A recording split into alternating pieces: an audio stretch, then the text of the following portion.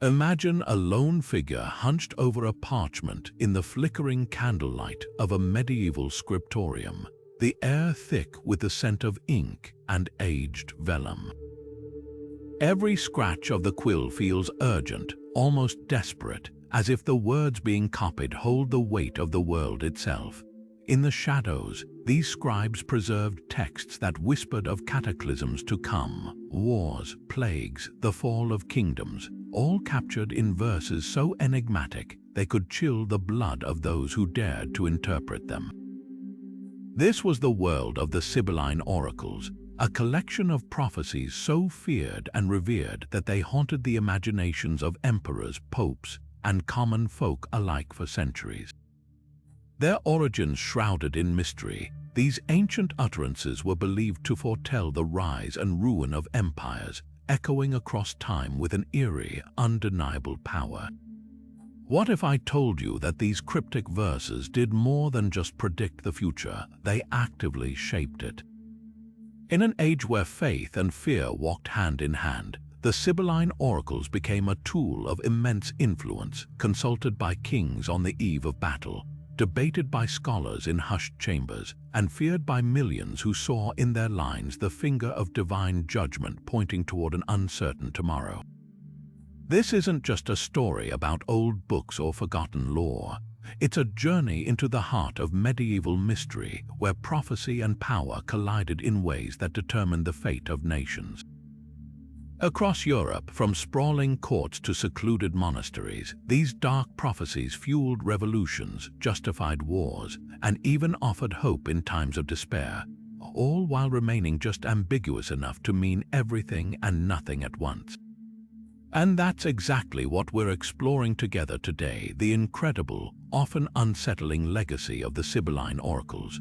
We'll uncover how these ancient words transcended their origins to become a force that monarchs couldn't ignore and that civilizations couldn't escape.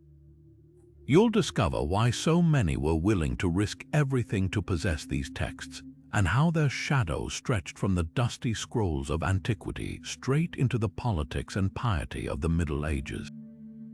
This is a tale of human ambition, divine mystery, and the timeless hunger to glimpse beyond the veil of time. So settle in, because we're about to step into a world where every prophecy carried a price, and every prediction held a power that still echoes today.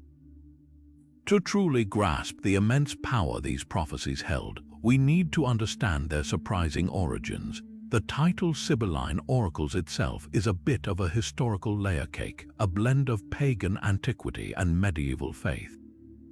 The heart of the legend begins with the Sibyls. These were not mere fortune-tellers, they were revered prophetesses, women believed to be channels for the divine voice, scattered across the sacred sites of the ancient Mediterranean world, places like Delphi in Greece and Cumae in Italy. The most famous among them, the Cumaean Sibyl, was a central figure in Roman mythology.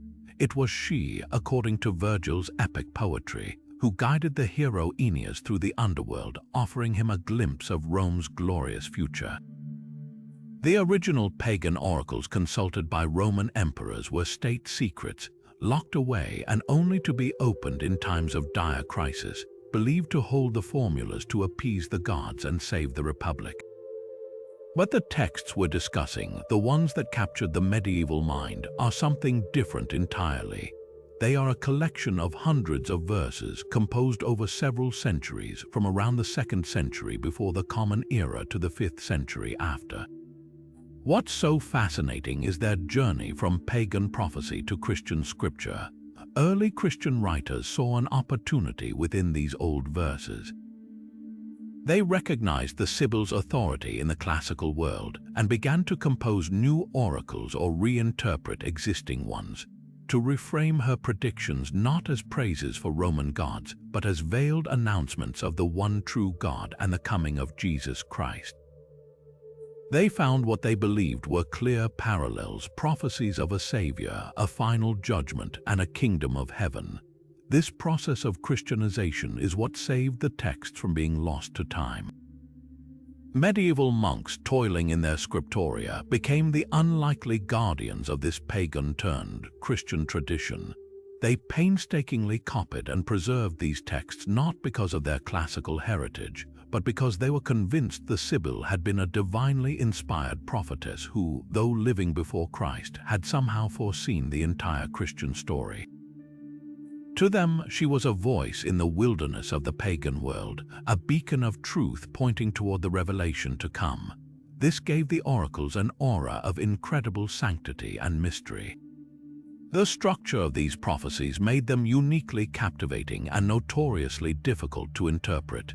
Many were written as acrostic poems, a clever and intricate literary device where the first letter of each line, when read downward, spells out a word or phrase, often a name like Jesus Christ or Savior.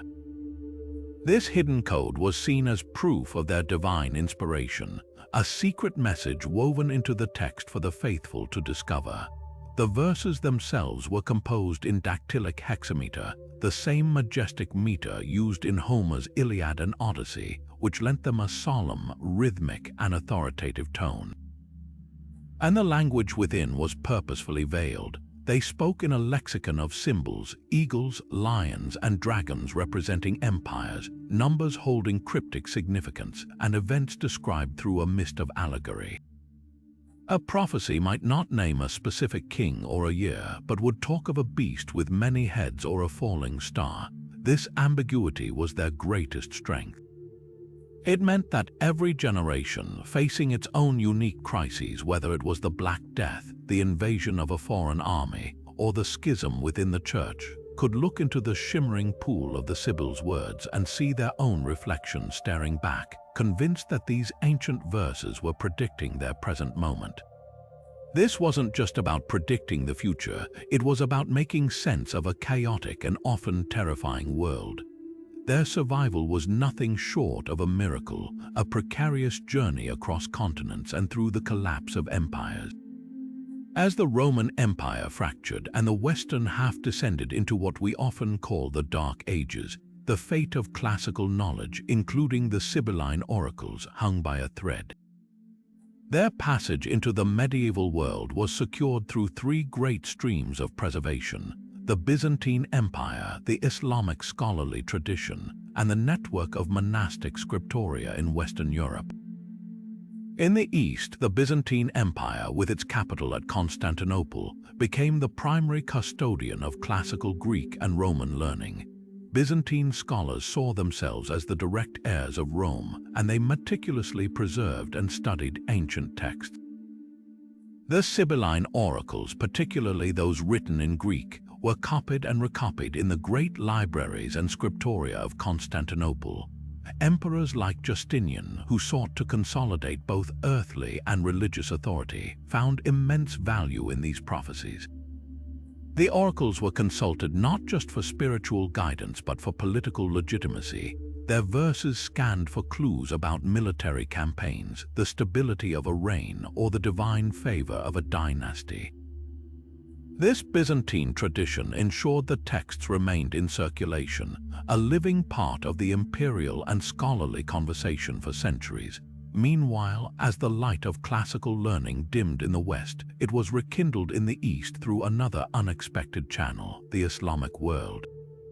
During the Islamic Golden Age, particularly under the Abbasid Caliphate in Baghdad, there was a massive, organized effort to translate the great works of Greek philosophy, science, and literature into Arabic. While the more overtly religious Sibylline texts were not a primary focus, the concept of prophecy and the figure of the Sibyl were known and discussed by Islamic philosophers and historians. This intellectual exchange, though indirect, helped preserve the idea and some of the content of these prophecies, creating a parallel thread of transmission that would eventually weave its way back into Western Europe through places like Muslim Spain. But the most direct route to the medieval mind was through the tireless work of monks in isolated abbeys across Europe. As the political order of Rome crumbled, these monasteries became the new fortresses of knowledge. Within their cold stone walls, scribes bent over parchment, their hands patiently transforming fragile papyrus scrolls into more durable bound codices. The physical journey of these manuscripts was an epic tale in itself. Many had originated in the great library of Alexandria, finding their way to Constantinople, and then were carried by fleeing scholars or traded as precious goods to monasteries in Italy, France, and Germany. They traveled in saddlebags of merchants, in the cargo holds of ships, and in the possession of diplomats, each mile a gamble against fire, shipwreck, or bandits. Once they arrived at a monastery like Monte Cassino in Italy or St. Gall in Switzerland, the real transformation began. The medieval scribe was not a passive copyist, he was an active interpreter. To make these pagan prophecies palatable and even valuable to a Christian audience, the monks added layers of Christian commentary directly into the margins of the texts, known as glosses. A verse about a king from the east might have a neat handwritten note beside it explaining that this was clearly a reference to Christ. A prophecy about a virgin birth would be enthusiastically highlighted as confirmation of the Madonna. This process of Christian annotation effectively baptized the texts, sanctifying them and integrating them fully into the medieval worldview. The original pagan warnings became Christian predictions of the Last Judgment, the Antichrist, and the ultimate triumph of the Church. This careful, deliberate editing didn't just save the Sibylline Oracles from being dismissed as heresy or destroyed. It rebranded them as some of the most powerful and terrifying prophecies in Christendom. Who were the women behind these earth-shattering prophecies? The Sibyls themselves were as enigmatic as the verses they uttered. Across the ancient world, these prophetesses were not uniform figures. They were a diverse group of seers, each tied to a specific sacred location, from the fumes of Delphi to the caves of Cumae. They were believed to be mortal women gifted or cursed with direct communion with the divine, a privilege that often came with a terrible price. The legends speak of their incredible longevity. One common thread in the myths is that a Sibyl's life would be extended for centuries, but her body would continue to wither and shrink, eventually being confined to a jar or a cage, her voice reduced to a desperate whisper echoing with forgotten truth. This image captures the medieval ambivalence perfectly. These women possessed priceless knowledge, but they were also pitiable, tragic figures isolated by their very gift. The most renowned of all was the Cumaean Sibyl, immortalized by the Roman poet Virgil. It was she who guided the hero Aeneas through the underworld, and it was to her that the last Roman king, Tarquin the Proud, came to purchase the original Sibylline books. The story goes that she offered 9 books of prophecy at an exorbitant price. When Tarquin refused, she burned 3 and offered the remaining 6 at the same price. He refused again, and she burned 3 more, finally selling the last 3 for the original sum. This tale not only established the immense value placed on these prophecies, but also highlighted the Sibyl's formidable, uncompromising nature. She was not a servant, but a powerful negotiator dealing with kings. Another hugely influential figure was the Erythraean Sibyl, believed to have prophesied from the Ionian coast. It was she whom medieval Christians most closely associated with predictions of Christ's coming. A famous Latin acrostic poem based on her prophecy spells out the phrase Jesus Christ, Son of God, Savior with the first letters of each line. This discovered code was taken as irrefutable proof that a pagan prophetess had foreseen the central truth of Christianity, granting her words an authority that resonated through the halls of both church and state. Other Sibyls, like the Persian, the Libyan, and the Tiburtine, each had their own spheres of influence and their own sets of prophecies that were consulted for different types of knowledge, from the founding of cities to the end of days. This complex legacy played out vividly in medieval art and literature. The portrayal of the Sibyls was a fascinating reflection of the era's deep-seated anxiety about female authority and divine inspiration. In one breath, they were venerated as pre-Christian saints, wise seers who paved the way for the true faith. They were carved into the facades of great cathedrals like Chartres, seated alongside the Old Testament prophets as equal witnesses to God's plan. Their images adorned illuminated manuscripts depicted as noble, learned women holding scrolls of their ominous predictions. yet in the very next breath they could be cast in a much darker light. In popular folklore and sermon stories, the Sibyls' methods of prophecy, often described as a frenzied, ecstatic trance, sounded suspiciously like witchcraft or demonic possession. Their longevity made them seem uncanny, not quite human. Their often grim predictions of plague and war led some to view them not as messengers of God, but as harbingers of doom, their very words attracting the calamities they foretold. This duality shows us the medieval mind struggling to categorize a powerful woman who operated outside the sanctioned structures of the church. She could be a vessel of God or a tool of the devil, but she could never be ordinary. This tension between reverence and fear is what kept the legends of the Sibyls burning so brightly for so long. To truly grasp how these prophecies held such sway over the medieval mind, we need to step into the shoes of a medieval monk or scholar, quill in hand, faced with a page of the Sibylline Oracles. The text before them wasn't straightforward. It was a labyrinth, a divine puzzle designed to conceal and reveal its truths only to the worthy. The two most powerful tools in this cryptographic arsenal were the acrostic and a dense, layered system of symbolism. The acrostic was a particularly brilliant and convincing device. Imagine a poem where the first letter of each line, read vertically down the page, spells out a significant word or phrase.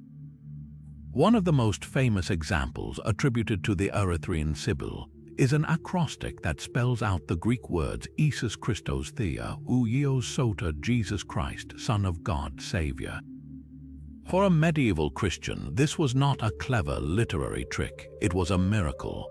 It was perceived as irrefutable proof woven into the very fabric of the text, a secret signature from God placed there centuries before Christ's birth, confirming that the pagan Sibyl had been an unwitting herald of the Christian faith. This hidden code transformed the text from mere poetry into authenticated divine revelation, making its more obscure passages all the more worthy of intense, reverent study. Beyond these hidden words, the surface of the text was a swirling storm of potent symbols. The prophecies rarely named names or specified dates. Instead, they spoke the language of metaphor and allegory, a code that required a key to decipher.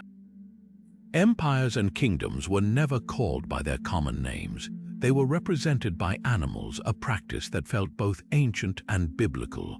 An eagle often symbolized the Roman Empire, its wings outstretched across the known world. A lion might represent a powerful, conquering king or a particular dynasty, its ferocity evoking military might. Dragons and multi-headed beasts could signify monstrous tyrants, foreign invaders, or the ultimate enemy, the Antichrist himself. This menagerie of symbols allowed a single prophecy to be applied and reapplied to different situations across centuries, its meaning shifting with the times. Celestial signs were another layer of this complex code. A falling star wasn't just an astronomical event, it was the fall of a great leader or the collapse of a realm. A darkened sun or a moon turning to blood signaled divine displeasure, a portent of impending catastrophe and social upheaval, and then there were the numbers. Certain numbers carried heavy symbolic weight drawn directly from biblical tradition. The most famous, of course, is the number of the beast, 666, a symbol of ultimate evil and imperfection. But other numbers held power: 2, 3, 4, 7, 12, each with its own mystical resonance that interpreters would use to calculate timelines or identify key figures. This interpretive process was known as exegesis, and it was a painstaking, scholarly art. Medieval monks would spend countless hours cross-referencing these symbols with current events, biblical passages, and other prophetic texts. A mention of a king from the east during the time of the Crusades might immediately be applied to a rising sultan. A prophecy about a whore of Babylon during a period of papal corruption could be directed at the church hierarchy in Rome. The style made the prophecies dangerously malleable. They became a kind of supernatural Rorschach test. What a person saw in them often said more about their own fears, political loyalties, and theological biases than about any fixed future event. This very ambiguity was the source of their enduring power. It meant they could never be definitively proven wrong, only awaiting the right interpreter to unlock their true meaning for a new age of crisis. This process of transformation, turning pagan prophecy into Christian-proof text, was not an accident of history but a deliberate project undertaken by some of the most influential thinkers of the early church. Figures like Lactantius, an advisor to the first Christian Roman emperor Constantine, and Augustine, the towering theologian whose ideas would shape the entire medieval world, became the chief architects of the Sibylline Oracles' new Christian identity. They performed a remarkable intellectual salvage operation, sifting through what they saw as the pagan dross of the texts to extract what they believed were gleaming nuggets of divine truth. Lactantius, in his work The Divine Institutes, essentially drafted the Sibyls into the service of the Christian faith. He quoted extensively from the oracles, presenting them as independent pagan witnesses whose very existence proved the validity of Christian claims. His argument was powerful in its simplicity. How could these women, living long before Christ in a heathen world, have possibly written so accurately about Christian doctrine unless they were inspired by the one true God? He wasn't just suggesting they had a vague intuition. He was asserting that the Sibyls were genuine, albeit unconscious, prophets of the Christian revelation. For a faith still establishing its credentials in a skeptical Roman world, this was a rhetorical masterstroke. It allowed Christian apologists to use the revered literature of the classical world against itself, turning a symbol of pagan wisdom into a weapon for its defeat. Augustine of Hippo, while more cautious, ultimately cemented the Sibyls' place in Christian tradition. In his monumental work, The City of God, he grappled directly with the paradox of these pagan prophecies. He acknowledged their non-Christian origin but argued that they contained fragments of a deeper, universal truth that pointed toward the Christian God. For Augustine, the Sibyls' ability to foresee Christ was a testament to God's mercy, a way of preparing the pagan world for the gospel it would eventually receive. This theological framework provided the essential permission slip for medieval monks to continue copying and studying these texts. If a church father of Augustine's stature could find value in them, they were safe from charges of outright heresy. The method these thinkers used was a specific form of interpretation called figural reading. They scoured the oracles for any verse that could be read, however loosely, as a prefiguration of a Christian event. A classic example is the reinterpretation of verses that spoke of a holy king or a righteous leader who would bring a new age of peace. To a pagan Roman, this might have sounded like a prophecy of a great emperor. To Lactantius and Augustine, it was an unmistakable, if veiled, prediction of Jesus Christ, the King of Kings. The most famous and frequently cited reinterpretation involved prophecies of a judge or a savior who would be sent from the heavens. Pagan texts might have envisioned a divine hero, but Christian scholars insisted this could only refer to the Son of God descending to earth for humanity's salvation. Perhaps the most striking act of reinterpretation centered on passages that mentioned a virgin birth. In their original context, such phrases likely referred to mythological stories of gods coupling with mortal women. But the Church Fathers seized upon this language with fervor.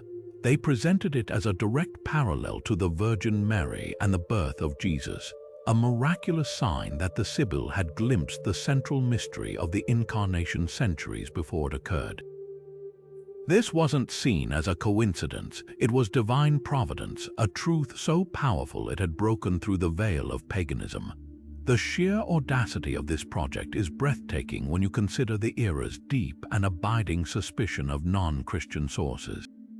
This was a time when many church leaders advocated for the wholesale rejection of classical philosophy and literature, seeing them as dangerous distractions that could lead the faithful astray. Yet here were the greatest minds of the Church, not just tolerating a collection of pagan prophecies, but actively promoting them as authentic witnesses to their faith. The irony is profound. To strengthen the fortress of Christian dogma, they used stones quarried from the very pagan traditions they sought to overcome.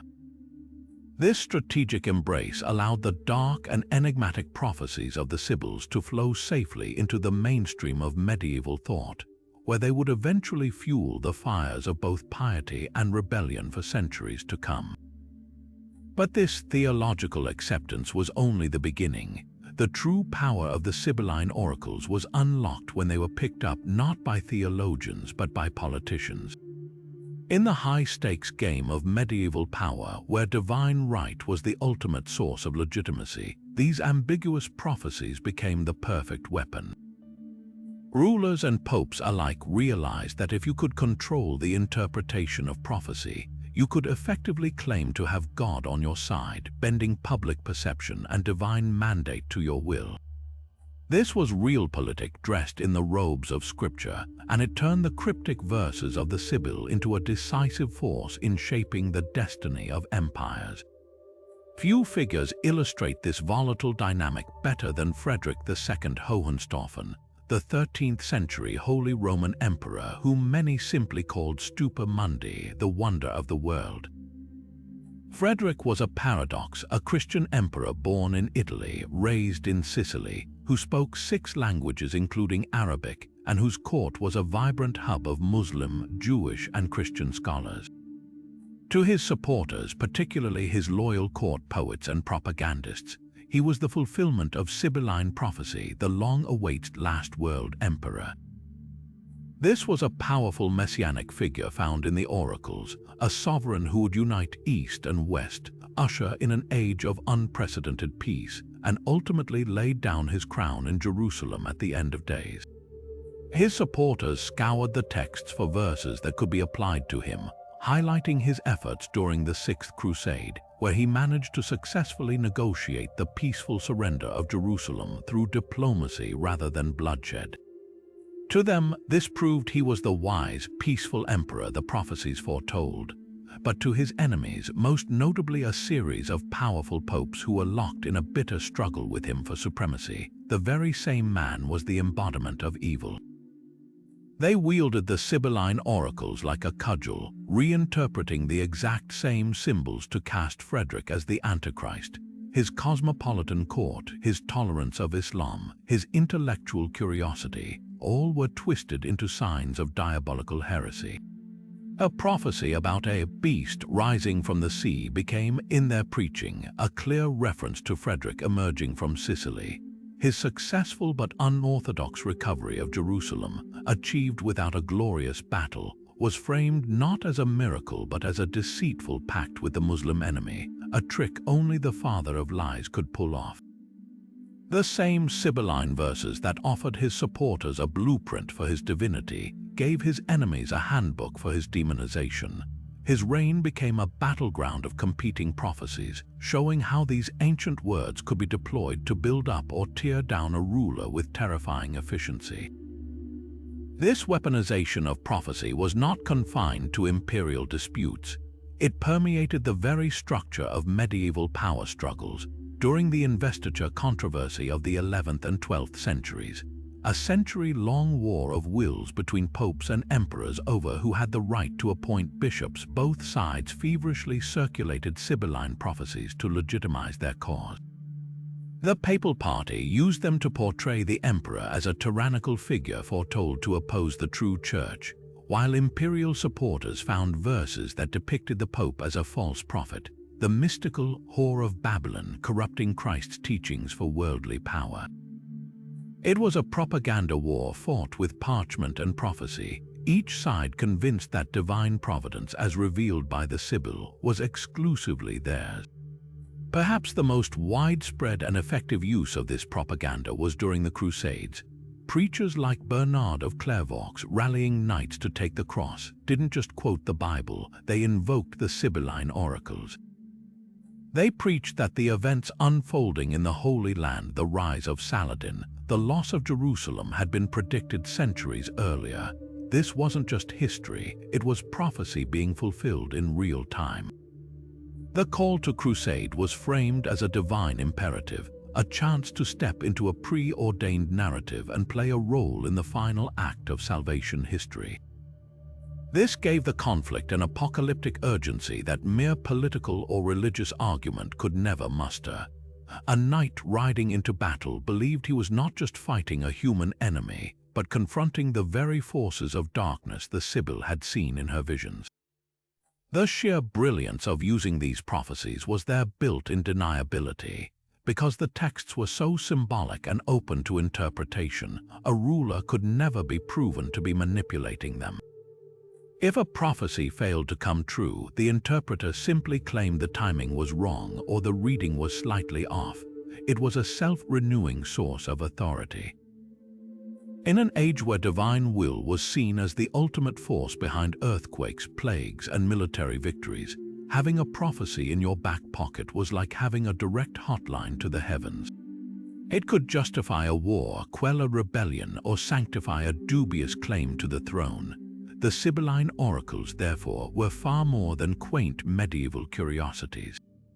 They were active, powerful agents in the forging of history, their enigmatic verses providing the divine spark that could ignite revolutions, sanctify empires, and turn a controversial ruler into either a savior or a monster, depending entirely on who held the pen.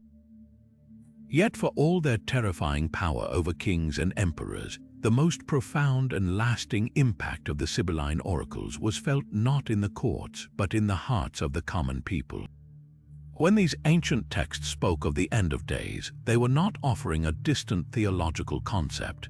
They were painting a vivid, harrowing picture of a world unraveling, a vision that felt terrifyingly immediate to a medieval populace living under the constant shadow of famine, war, and pestilence. The apocalyptic scenarios within the oracles were not vague. They were graphic, specific, and deeply unsettling, describing a sequence of cataclysms that would herald the final judgment. The prophecies detailed a chilling checklist of the end times. They spoke of empires clashing in wars so vast they would darken the sun, of nations rising against nations with a fury never before seen. They foretold of signs in the heavens, comets with fiery tails, eclipses that lasted for days, rains of blood that would stain the earth, but most hauntingly they described plagues. The text spoke of pestilence falling from the sky, of mysterious illnesses that would leave no house untouched, where the living would lack the strength to bury the dead. For a society with no scientific understanding of disease, this was not metaphor. It was a precise, divine blueprint for punishment. When the Black Death swept across Europe in the 14th century, wiping out half the population in some regions, it wasn't just a tragedy, it was a prophecy being fulfilled before everyone's eyes. People saw the Sibyls' words coming to life in the piles of bodies, the deserted villages, and the overwhelming stench of death. This created an overwhelming conviction that the other dominoes in the prophetic sequence, the rise of the Antichrist, the final battle, and the last judgment, were not far behind. This literal interpretation fueled explosive millenarian movements. Millenarianism is the belief in a coming 1,000-year reign of peace and righteousness, but it is almost always preceded by an intense period of catastrophic purification. The Sibylline Oracles provided the script for this purification. During times of extreme crisis, like the aftermath of the Black Death or the relentless advances of the Mongol invasions, charismatic preachers would emerge, often from the ranks of the flagellants. These were groups of penitents who would travel from town to town, publicly whipping themselves in a desperate attempt to atone for humanity's sins and avert divine wrath. They wielded the Sibylline prophecies as their proof text, proclaiming that the end was not merely near but had already begun. Their processions were living, breathing manifestations of the oracle's panic, turning theological fear into tangible communal action. The cycle of prophecy and panic became a self-fulfilling engine of social upheaval. When people are convinced the world is ending, they behave in radically different ways. Some, gripped by a desperate piety, would donate all their worldly possessions to the church and retreat to monasteries. Others, believing that earthly laws no longer applied in the final days, would abandon their fields and families, indulging in hedonistic frenzies because they thought divine judgment was hours away. This created a dangerous feedback loop. The original crisis, be it plague or invasion, would trigger the prophetic interpretation. The widespread belief in that prophecy would then lead to panic-driven behavior that further fractured society, which in turn was seen as yet another sign that the prophecy was accurate. It was a spiral of fear that made the apocalyptic predictions feel increasingly real, tightening the grip of the oracles on the medieval imagination. In this charged atmosphere, the prophecies also became a language of social critique and desperate hope. For the poor and the oppressed, the Sibyls' vision of the world being turned upside down, where the mighty would be cast down from their thrones and the meek finally exalted, was not a threat, it was a promise. It offered a form of justice that the corrupt courts and powerful nobles of their own time never could. The apocalyptic promise of a clean slate, where the injustices of the current world would be wiped away by divine fire, gave meaning to their suffering and a hope for ultimate redemption. This dual edge of the prophecies, simultaneously a source of paralyzing fear for the powerful and a beacon of revolutionary hope for the powerless, shows just how deeply these ancient words were woven into the very fabric of medieval life, providing a lens through which people interpreted their darkest hours and a script for what they believed was the final, terrifying act of human history. This deep cultural anxiety and the pervasive hope for divine justice didn't just live in sermons and panic-stricken processions. It was carved into stone, painted onto walls, and woven into the very fabric of medieval art and literature. The Sibylline Oracles escaped the dusty pages of monastery libraries to become a dominant visual and literary motif, a shared language of prophecy that every person, from the illiterate peasant to the learned scholar, could understand. Nowhere is this more powerfully demonstrated than in the greatest literary work of the Middle Ages, Dante Alighieri's Divine Comedy. In the sprawling, epic journey through hell, purgatory, and paradise, Dante chooses a most significant guide for the first part of his terrifying descent, the Roman poet Virgil. And it is Virgil who explicitly references his own creation, the Cumaean Sibyl, to describe the terrifying landscape of hell's entrance. He tells Dante of the Sibyl's prophecy written on the gates of Avernus, a warning so dire that it left the leaves on which it was written scattered and disordered by the wind. By weaving the Sibyl directly into the foundational text of Italian literature, Dante wasn't just showing off his classical knowledge. He was acknowledging her as an essential, authoritative voice on the nature of sin and divine punishment, a pagan prophetess whose words carried weight even in the divinely ordered cosmos of Christianity. This fusion of classical and Christian imagery reached its most spectacular public expression in the great Gothic cathedrals. Walking into a place like the Chartres Cathedral or the Siena Duomo, a medieval worshipper would be surrounded by a stone symphony of prophecy. Carved into the porches and pulpits, seated in quiet majesty among the pillars, are the figures of the 12 Sibyls. They are not hidden away, they are given pride of place, often directly opposite the 12 Old Testament prophets. This visual pairing sent a profound theological message, that God's plan for salvation was revealed not only to the chosen people of Israel but also, in glimpses and fragments, to the wise women of the pagan world. Each Sibyl might hold a scroll quoting her most famous Christological prediction, her gaze solemn and knowing, a stone testament to the idea that divine truth could be found in the unlikeliest of places. These weren't merely decorations, they were instruments of moral instruction. They taught the faithful that God's voice could be heard throughout history, if one only knew how to listen, and they presented the Sibyls as venerable precursors to the Christian revelation. The same educational purpose drove the creation of lavish, illuminated manuscripts. One of the most magnificent examples is the Hortus Deliciarum, or Garden of Delights, compiled by Herod of Landsberg at the Hohenberg Abbey in the 12th century. This encyclopedia of knowledge for her nuns included stunning illustrations that placed the Sibyls squarely within Christian history. In its pages, we might find a Sibyl pointing directly to the Virgin Mary or the Christ child, her prophetic utterance rendered as a tangible link in the chain of salvation. These images serve to visually baptize the pagan seers, making them safe and sanctified for Christian contemplation. The vibrant colors and gold leaf used to depict them elevated their status to something approaching sainthood, reinforcing the idea that their wisdom was a gift from the Christian God. This tradition exploded during the Renaissance, with artists like Michelangelo permanently cementing the Sibyls in the cultural imagination. On the ceiling of the Sistine Chapel, 5 magnificent Sibyls alternate with 7 Old Testament prophets. They are not frail, ancient seers but powerful, monumental figures, their musculature evident beneath heavy robes, their faces etched with intense concentration as they grapple with the weight of their visions.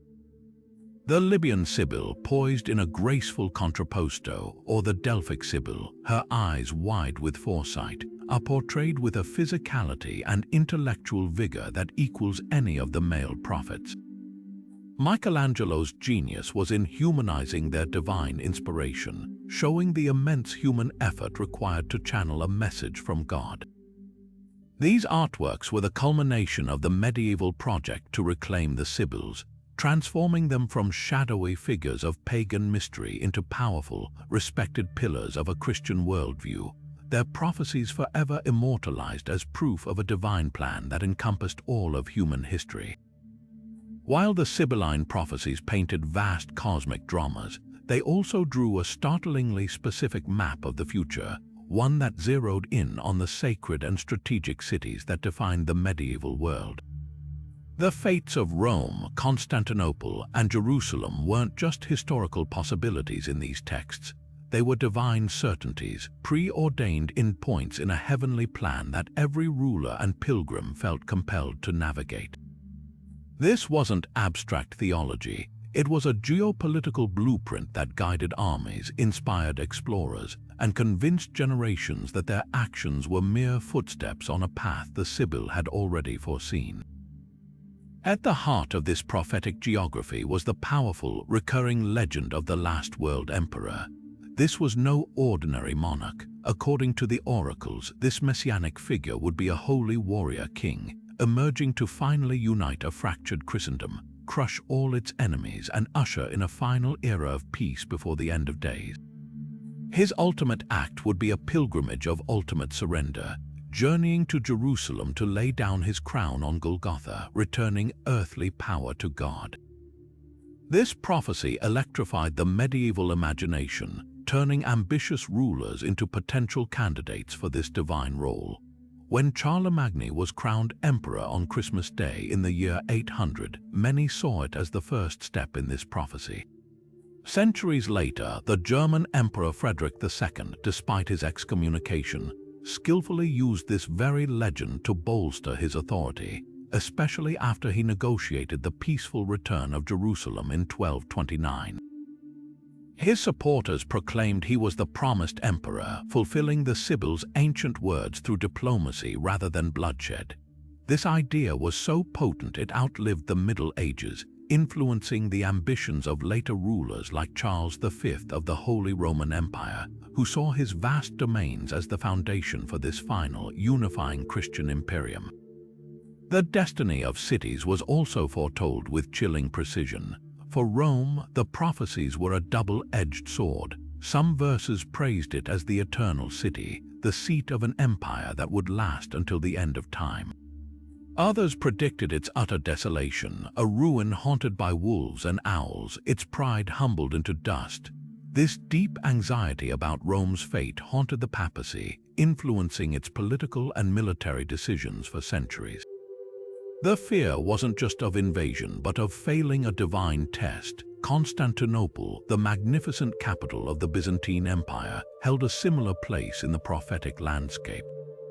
Known as the New Rome, it was depicted in the oracles as a bulwark against the forces of darkness, a Christian shield that would hold back the tide of Islam until the appointed time. Its eventual fall to the Ottoman Turks in 1453 was not seen by contemporaries as a simple military defeat. It was a seismic event that shook the foundations of the Christian world. Many believed it was the exact catastrophe the Sibyl had warned about, a clear sign that the apocalypse was now imminent and that the prophecies were unfolding in real time. This belief that the oracles were a literal guide to the world directly fueled the engine of the Crusades. Preachers like Bernard of Clairvaux didn't just rally knights with calls to reclaim the Holy Land. They framed the entire endeavor as a necessary step in a prophetic script. The loss of Jerusalem to Muslim forces was interpreted as a fulfillment of the Sibyls' warnings about a faithless people defiling the sacred site. Therefore, taking up the cross to reclaim it was more than a religious duty. It was an act of participating in prophecy, of helping to steer history back onto its preordained track toward salvation. The journeys of these crusaders were themselves seen as pilgrimages through a prophesied landscape, with every battle and siege viewed through the lens of the Sibyl's ominous verses. This prophetic worldview even extended to the Age of Discovery. As European explorers began to venture beyond the known world, they carried the Sibylline map in their minds. Some cartographers actually incorporated legendary lands and events from the prophecies into their maps, creating a blend of geography and eschatology. The quest for Prester John, a mythical Christian king believed to rule a vast, powerful kingdom in the East, was driven in part by Sibylline traditions that spoke of a great Christian monarch who would aid the last world emperor in his final battles. Explorers saw their voyages not just as missions for trade or conquest, but as searches for these prophesied allies and kingdoms, believing the entire world was a stage set for the final divine drama. In this way, the Dark Prophecies of the Sibylline Oracles did more than predict the future. They actively drew its borders, charted its seas, and gave a generation the courage, and sometimes the justification, to step into the great unknown, convinced they were walking a path that had been mapped out for them centuries before. Yet this preservation of the Sibylline Oracles was not a simple act of transcription. It was a profound intellectual and spiritual endeavor that transformed the very nature of the texts. The monk at his desk was far more than a mere copyist. He was a translator, an editor, and an active interpreter. His primary challenge was linguistic.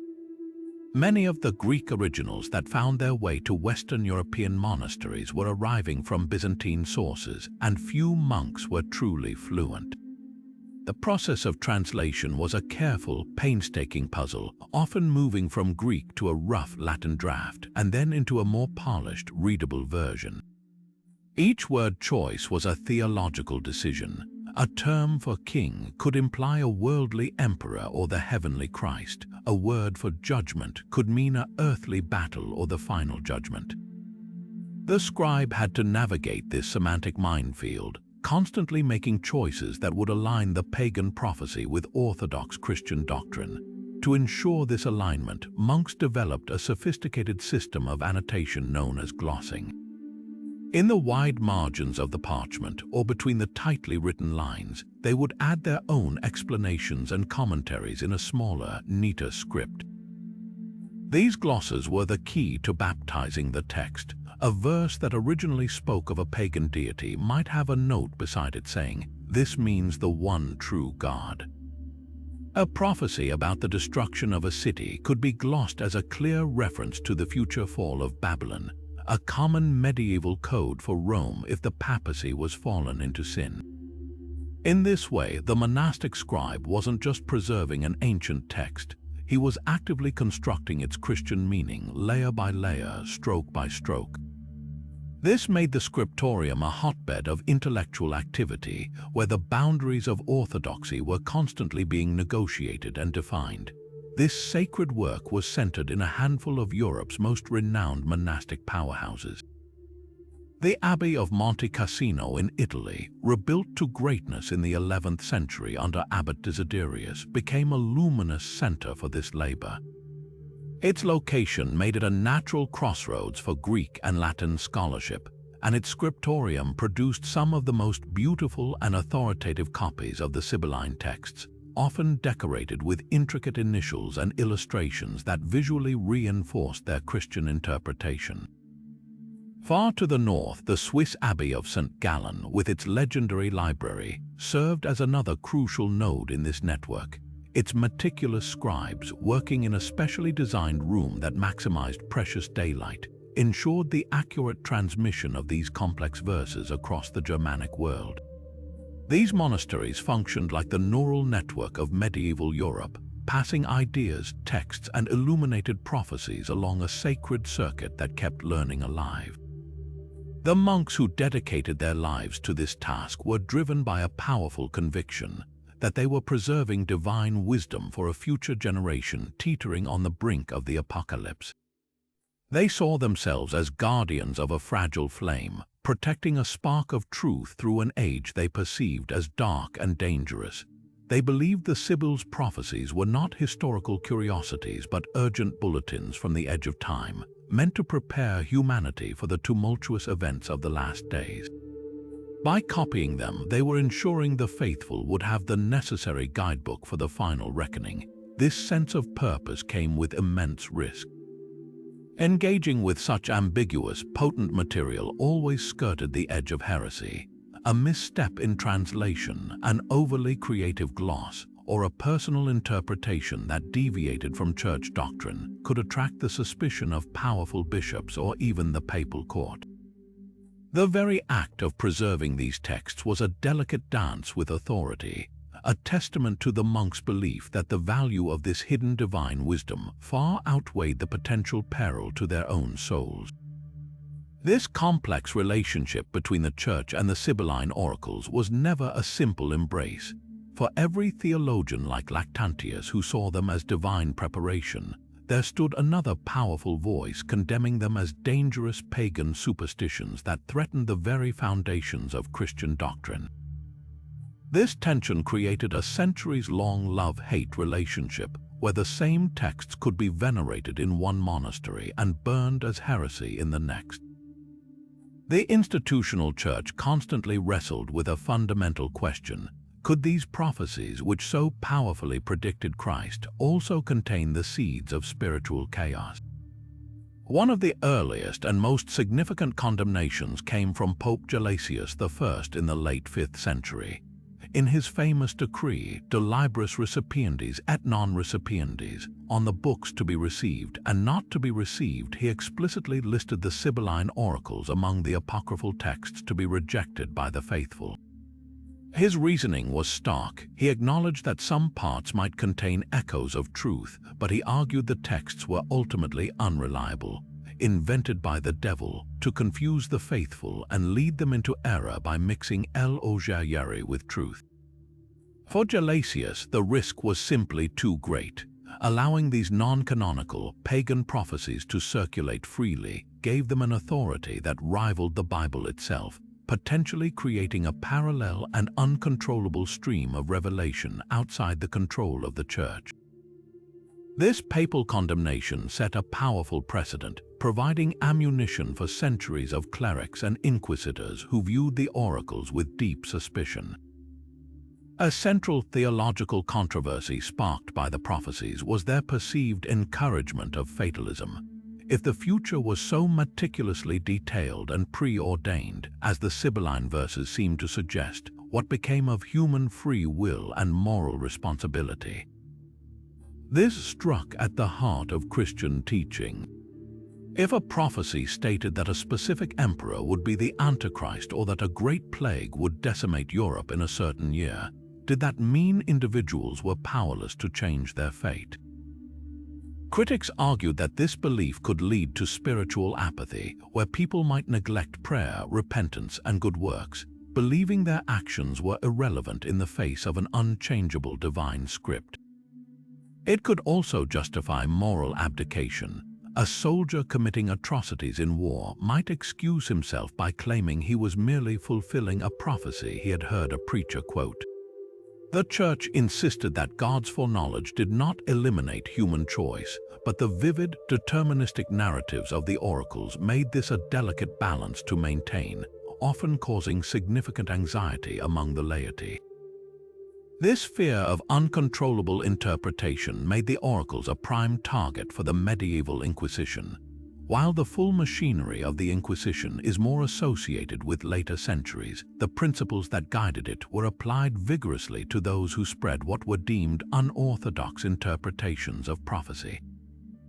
A wandering preacher who stood in a town square and used the Sibylline texts to predict the imminent end of the world, the death of the Pope, or the overthrow of the monarchy was not merely causing a disturbance. He was accused of sowing discord, inspiring panic, and challenging ecclesiastical authority. Such figures were often arrested and tried on charges of heresy or sedition. The specific crime was less about the text itself and more about the social unrest it could inspire. Inquisitors were particularly wary of popular prophets, individuals who bypassed the Church's sanctioned interpreters to bring their own alarming versions of the prophecies directly to the masses, often with revolutionary implications. One of the most dramatic examples of this crackdown involved the radical Franciscan friars known as the Fraticelli. In the 14th century, this group broke from the main Franciscan order, arguing that the Church had become too wealthy and corrupt and that it represented the false church prophesied in the Apocalyptic texts. They heavily utilized the Sibylline Oracles, among other prophecies, to declare that the current pope was the Antichrist and that the end of the institutional church was near. For this, they were ruthlessly persecuted by the Inquisition. Their leader, Fra Dulcino, was famously captured, brutally tortured, and burned at the stake for heresy and rebellion. His case became a grim warning to all who would use prophetic texts to directly challenge the power of the papacy, demonstrating how the Church would protect its authority against what it saw as dangerously destabilizing interpretations. Even outside of formal heresy trials, the threat of punishment cast a long shadow. A scholar working in a university might think twice before publishing a controversial commentary on the oracles that could be seen as criticizing a powerful bishop or king.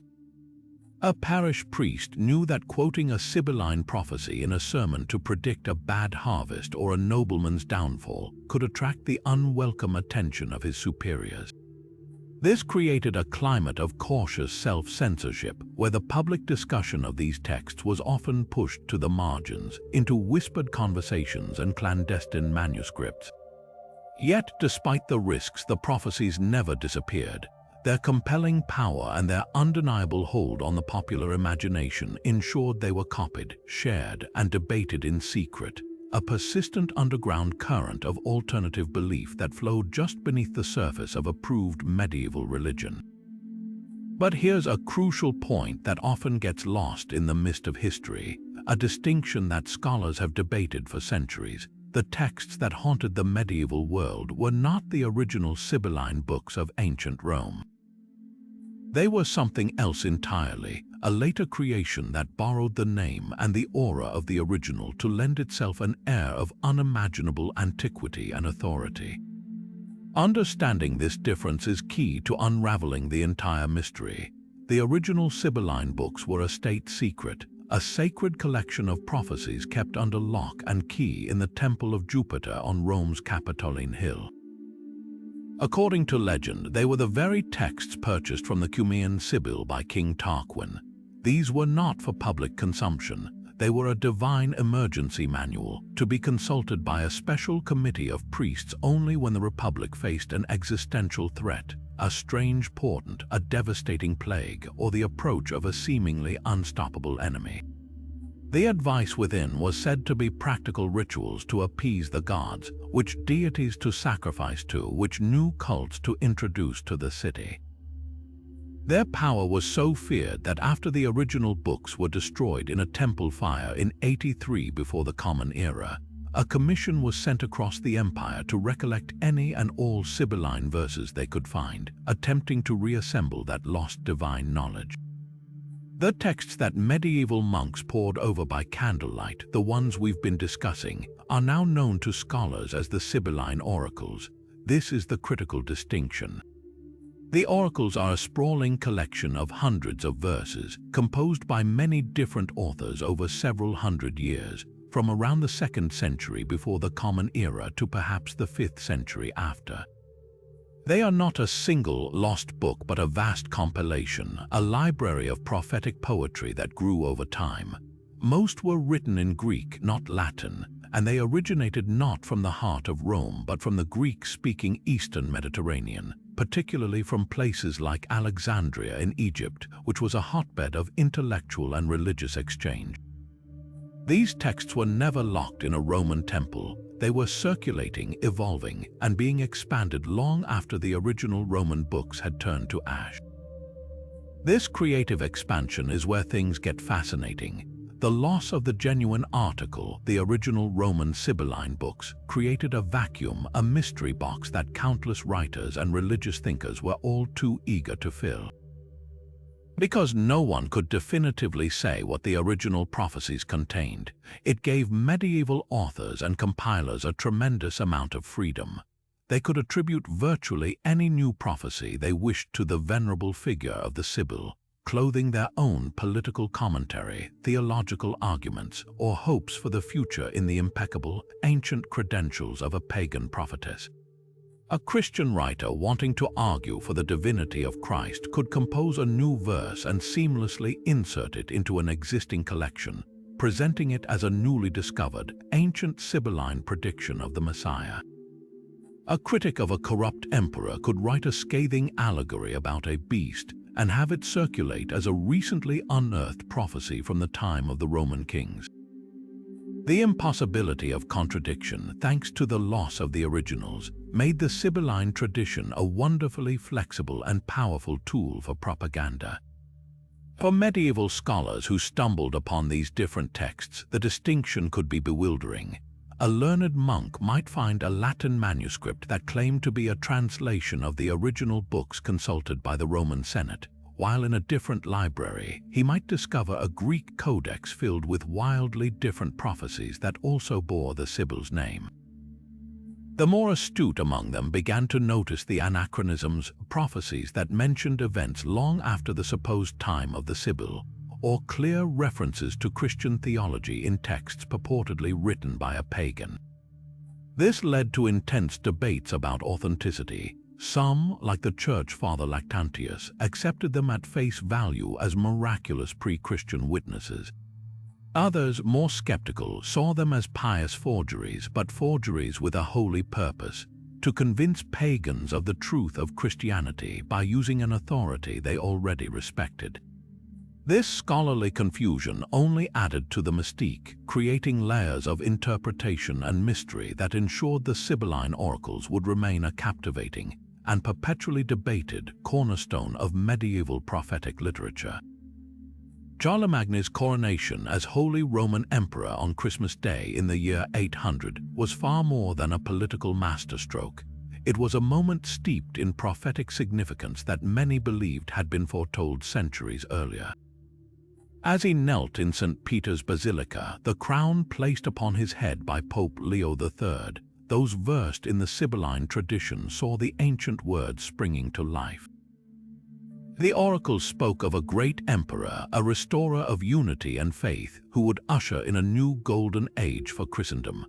Charlemagne's vast empire, stretching across modern-day France, Germany, and Italy, his fierce patronage of learning and church reform, and his wars against pagan tribes all seemed to align perfectly with the prophetic blueprint. His court scholars and poets actively promoted this narrative, casting him as the promised world leader whose reign was a divine necessity, a direct fulfillment of the Sibyl's ancient vision. This wasn't merely propaganda, it was a fusion of political ambition and genuine belief that cemented the oracle's role as a legitimizing force for imperial power, making them indispensable to the mythology of the European Empire for centuries to come. Centuries later, in the rugged monasteries of Calabria, a Cistercian monk named Joachim of Fiore would take the Sibylline influence in a vastly different and far more radical direction. A mystic and theologian consumed by the architecture of history, Joachim developed a complex system of prophetic interpretation that divided time into three ages: the age of the Father, the Old Testament; the age of the Son, the Church of his present; and the dawning age of the Holy Spirit, an era of perfect spiritual freedom and understanding that would precede the end of the world. The Sibylline Oracles provided him with a crucial, non-biblical source to map this turbulent transition. He pored over their symbolic language, the beasts, the eagles, the numbers, and believed he had decoded a precise timeline for the coming apocalyptic transformation. His visionary writings, deeply infused with Sibylline imagery, predicted the rise of new monastic orders, the emergence of an antichrist, and the ultimate renewal of the church. Joachim's work electrified the religious landscape, inspiring both fervent hope and fear. His followers, the Joachimites, saw his interpretations as a divine key to the future, while the church hierarchy watched with growing alarm as this monk used pagan prophecies to challenge the very structure of ecclesiastical authority. This tension between acceptance and suspicion reached its intellectual peak in the work of Thomas Aquinas, the great Dominican theologian and perhaps the most systematic thinker of the Middle Ages. Aquinas engaged with the Sibylline tradition not as a devotee, but as a critical philosopher grappling with its theological implications. In his monumental Summa Theologica, he addressed a fundamental question: could a pagan prophetess like the Sibyl possess true divine knowledge? His answer was a carefully reasoned yes, but with significant qualifications. Aquinas argued that divine revelation was not confined to the Hebrew prophets alone. God could grant insight to anyone, pagan or not, as a means to guide humanity. However, he drew a sharp distinction between the Sibyl's prophecy and the authoritative canon of Scripture. For Aquinas, her words were probably plausible or persuasive, but not necessary for salvation. He acknowledged the famous acrostic spelling out Jesus Christ, Son of God, Savior, as a powerful example of such pagan foresight, but he insisted that these truths were only fully and infallibly revealed in the Bible. This nuanced endorsement gave scholars permission to study the oracles, but it firmly placed them in a secondary tier of authority, a position that both preserved their influence and contained their potential for heresy. The enduring impact of these figures demonstrates the incredible flexibility of the Sibylline texts. For a ruler like Charlemagne, they were a tool of consolidation, a way to sanctify his rule and unify his empire under a divine mandate.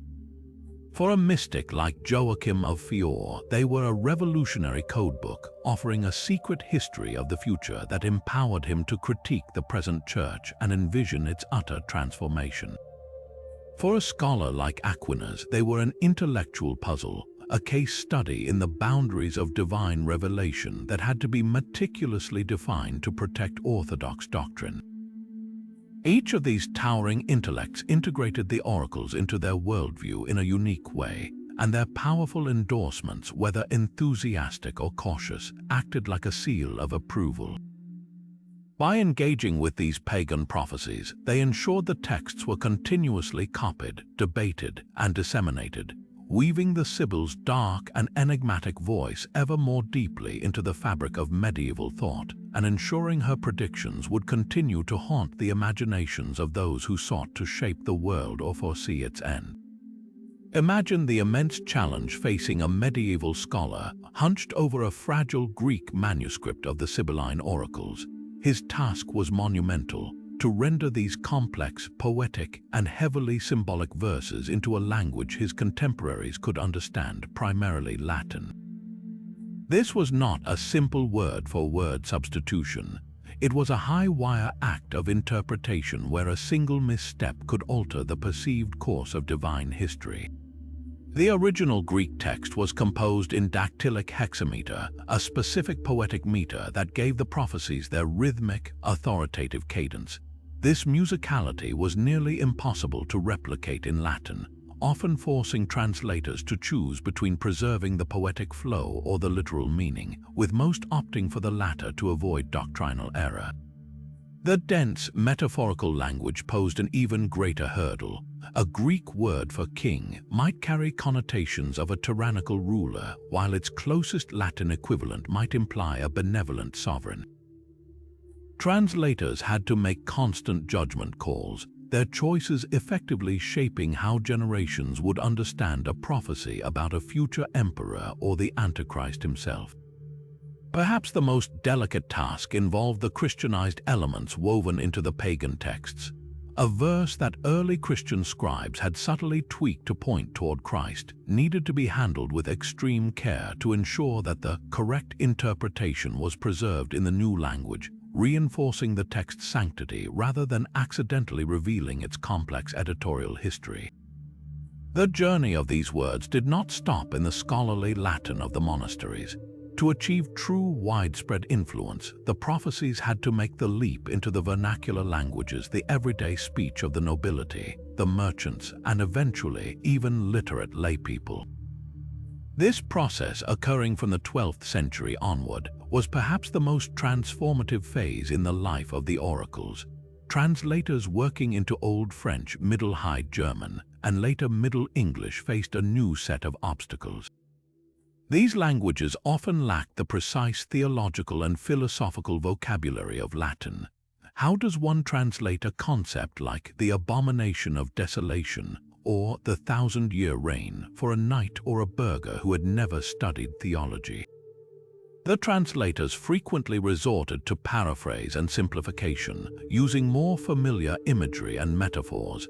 A dragon from the sea might become a great fire-breathing worm in a Middle English version, a shift that made the image more immediate and terrifying to a local audience, but that also subtly changed its symbolic weight. These vernacular translations were often produced in vibrant prose rather than stiff poetry, making them far more engaging and accessible.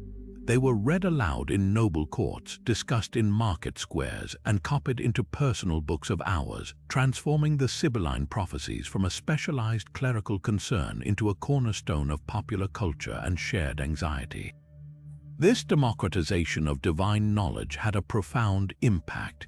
As the oracles spread beyond clerical circles, they fell into the hands of those with different agendas. Court poets and chroniclers, like those in the employ of Frederick II, used vernacular translations to craft powerful propaganda for their patrons, selectively emphasizing prophecies that cast their lord as the heroic last world emperor.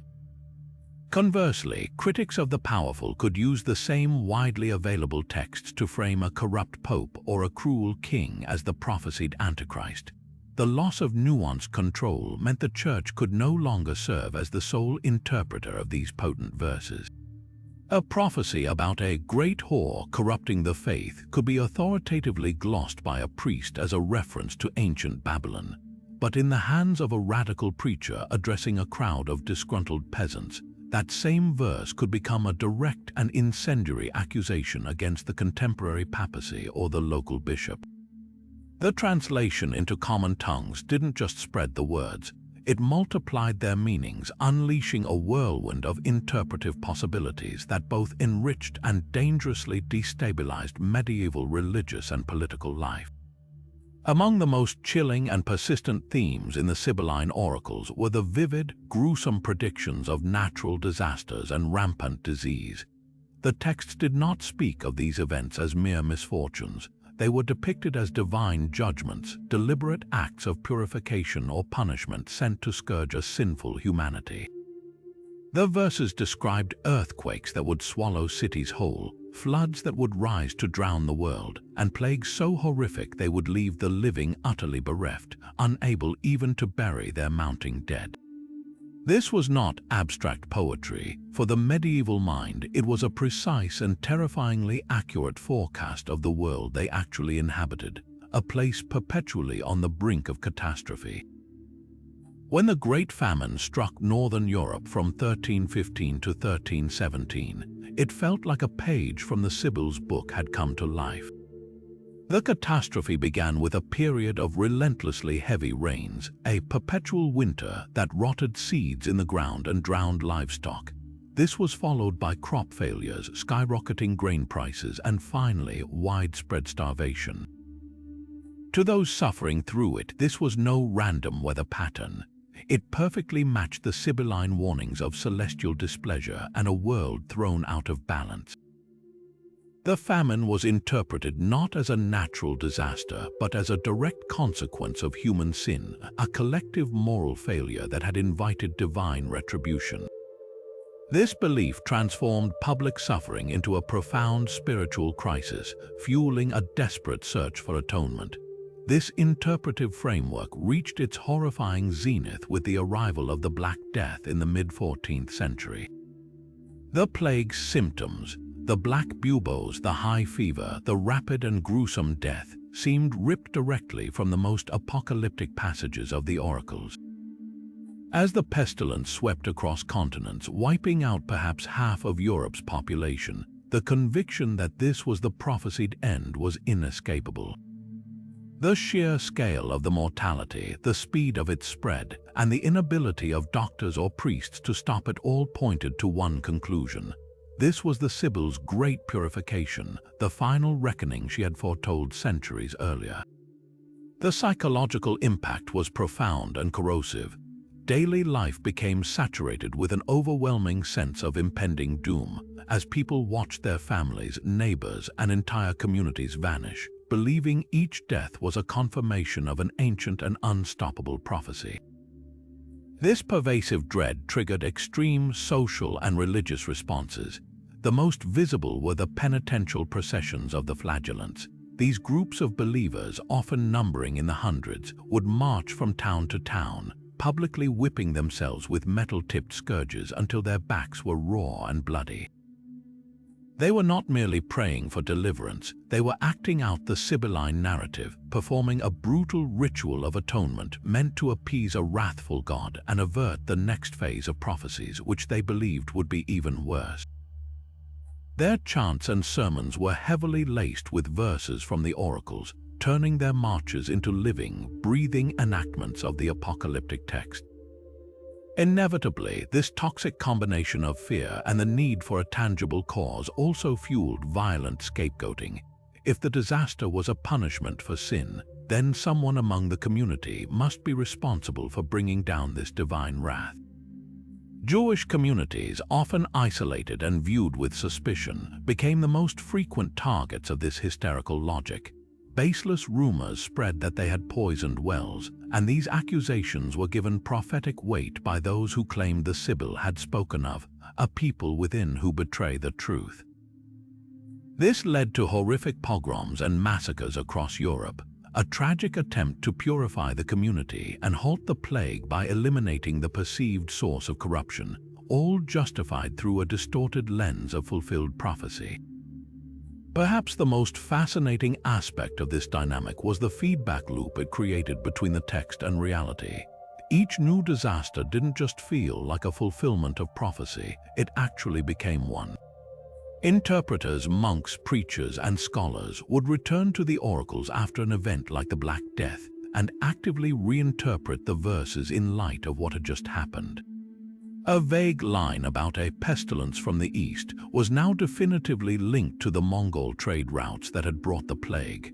A prophecy about a great mortality was now understood to have meant the specific demographic collapse of the 1340s.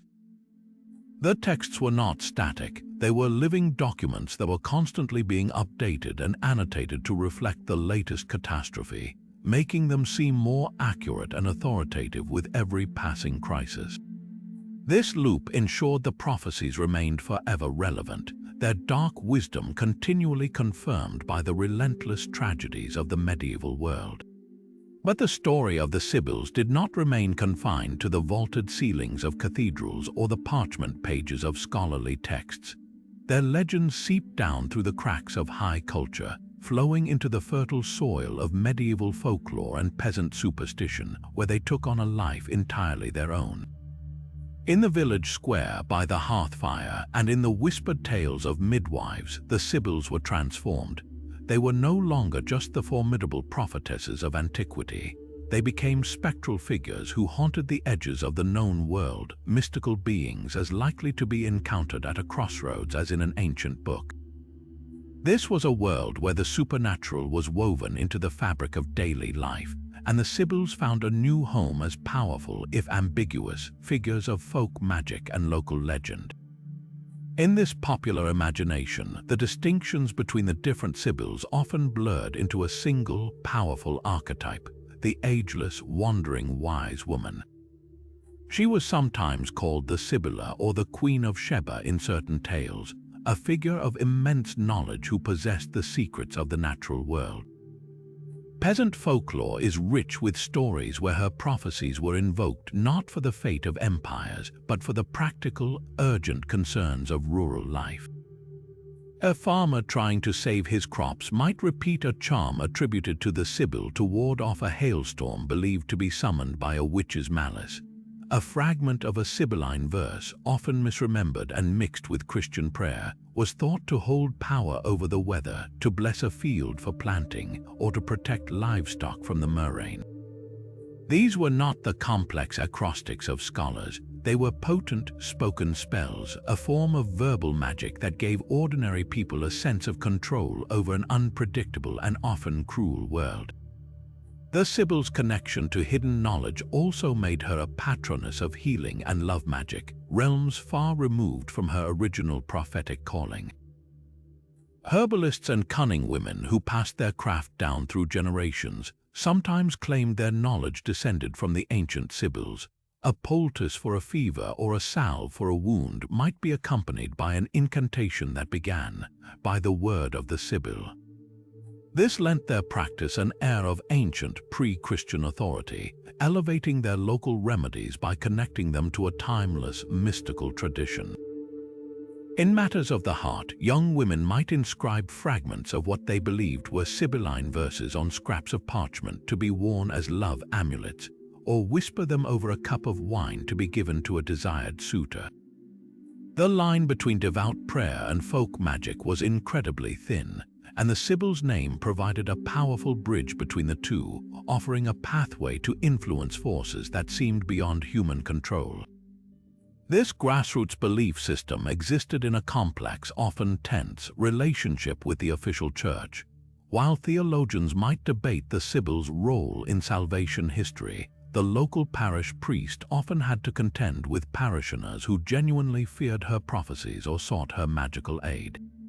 Churchmen frequently condemned these practices as superstitious and dangerous, a slide back into the paganism the Sibyl was supposed to have transcended.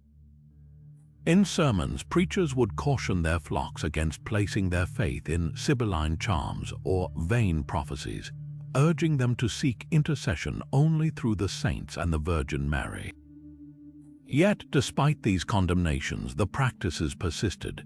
The sheer depth of this popular belief is what ultimately kept the essence of the oracles alive for centuries, long after their original context had been forgotten. They were kept not in libraries, but in the oral tradition, in the shared memories and rituals of common people who found comfort and power in their mystical, enigmatic verses. This enduring presence in the folk consciousness reveals a fundamental truth about the medieval world. The boundaries between official religion and popular superstition were not solid walls but a constantly shifting borderland. The Church provided the overarching framework of belief, but it was supplemented by a rich undergrowth of local spirits, household gods, and folk heroes, among whom the Sibyls carved out a unique and lasting niche. They were figures who could be revered and feared in equal measure, their ancient voice echoing not just in the halls of power, but in the daily struggles, hopes, and fears of millions, ensuring that the whisper of their prophecies would never truly fade away. When Pope Urban II stood before a crowd of nobles and clergy at the Council of Clermont in 1095, his call to arms did not rely on scripture alone. To ignite the fervor for what would become the First Crusade, he and the preachers who followed him wielded a powerful, extra-biblical weapon, the ominous and authoritative predictions of the Sibylline Oracles. These ancient texts provided a divine script for the Holy War, transforming a military campaign into a preordained chapter in salvation history. The Crusades were not merely presented as a reaction to the Muslim control of Jerusalem. They were framed as the fulfillment of a prophecy written centuries earlier, a necessary battle in a cosmic war that the Sibyl herself had foreseen. This framing gave the entire endeavor an air of inevitability and divine sanction that mere political or religious argument could never achieve. Preachers scoured the oracles for verses that could be interpreted as direct predictions of a great Christian struggle against Islam. A particularly potent prophecy spoke of a king from the west who would arise to defeat a people of the crescent and liberate a holy city. To the ears of a medieval audience, this was an unmistakable reference to a European leader destined to triumph over Muslims and reclaim Jerusalem.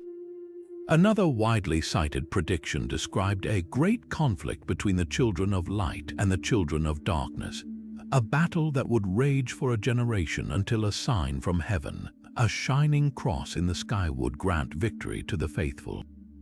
When the armies of the First Crusade finally marched, many knights truly believed they were stepping into a story that had already been written, their personal role one of destiny rather than choice. This belief was a powerful motivator, offering not just the promise of spiritual reward but the chance to participate in a legendary narrative. The figure of the last world emperor, a messianic ruler found within the Sibylline tradition, became a crucial archetype for crusading leaders. This prophesied emperor was destined to unite Christendom, vanquish its enemies, and ultimately journey to Jerusalem to surrender his crown to God at the end of days. This powerful legend was directly applied to influential figures, most notably the German Emperor Frederick I Barbarossa during the Third Crusade. His immense authority and his commitment to the crusading cause led many to view him as the potential fulfillment of this prophecy. His tragic death by drowning in a river in Anatolia in 1190 was a devastating blow to the Crusader army, not just because they lost a skilled commander, but because they felt they had lost the very emperor chosen by God to fulfill the Sibyls' ancient words. The prophecy was so deeply embedded in the crusading mindset that his death was interpreted not as a random accident, but as a catastrophic divergence from a divine plan, a moment of profound spiritual crisis. This prophetic framework was brilliantly exploited by the Crusader states established in the Levant. To maintain a constant flow of knights, funds, and settlers from Europe, they engaged in a continuous propaganda campaign. Letters sent back to the West were filled with descriptions of events that seemed to mirror Sibylline predictions. Strange portents in the sky, dreams of victory, and the relentless attacks of a fearsome enemy who matched the descriptions of the prophesied beasts. This kept the European imagination fixated on the East, not merely as a foreign land, but as the active stage upon which the final acts of a divine drama were playing out. The need to hold Jerusalem was not just a strategic objective. It was a prophetic imperative, a necessary condition for the unfolding of the rest of the Sibyls' timeline toward the Second Coming. The influence of these interpretations extended far beyond the battlefield, fundamentally shaping the foreign policy of medieval kingdoms.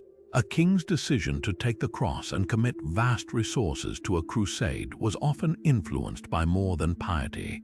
It was a calculated effort to align himself and his dynasty with the potent imagery of the Sibylline savior king. By doing so, he could claim a level of divine legitimacy that insulated him from domestic criticism and elevated his status above rival monarchs. The prophecies created a powerful political pressure. To ignore the call to crusade was to risk being seen as obstructing God's will, while answering it was to place oneself at the center of a sacred story. This embedded the oracles into the very machinery of statecraft, making them a constant, shadowy counsel to kings and popes as they navigated alliances, wars, and the delicate balance of power between the throne and the altar. The Sibyl's voice, echoing from a pagan past, had become one of the most persuasive and enduring justifications for holy war in the Christian world. There's a profound and often overlooked irony at the very heart of the Sibylline tradition, one that reveals a deep tension within the medieval world. This was a society overwhelmingly dominated by men, a rigid hierarchy where kings, emperors, popes, and scholars were almost exclusively male, and where the voices of women were systematically marginalized, their authority questioned, and their spiritual experiences subject to intense scrutiny. And yet, when these powerful men sought the most crucial, world-altering divine insight, the guidance they turned to again and again came from the voices of women, the Sibyls. This reliance on female prophecy, while simultaneously suppressing the women of their own time, created a fascinating theological and social paradox that the medieval church had to carefully and often creatively resolve.